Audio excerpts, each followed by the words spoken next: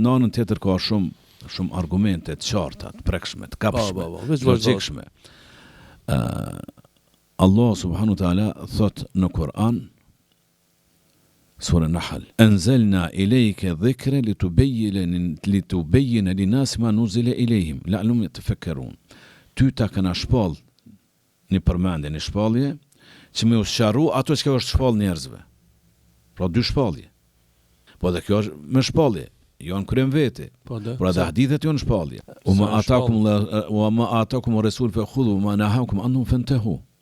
Çka të jep pejgamberi, merrni, çka ndalon largonu. Çfarë argument? Allahu thotë. Po Allah po thotë. Men ata rasul ka te Allah, kush i bindet pejgamberit, ju ka bind vetëm se ju ka bind Allahut. Pra, çka është halal e çka është haram, na tregon Allah subhanahu wa taala. Edhe Allah po thotë, edhe ky robi jam, ky pejgamberi jam. Kët autorizim unë e kam dhënë. Këtë drejt për me e ka marr. Jo në kryen veti. Pra, çka t'ju them unë është haram, ndalohet, edhe ky robi jam, ky pejgamberi jam, edhe ai çka t'ju thot, nisoj sikur ne më thon. Zotin, edhe ajo shpallje. Edhe pjesë është shpallje.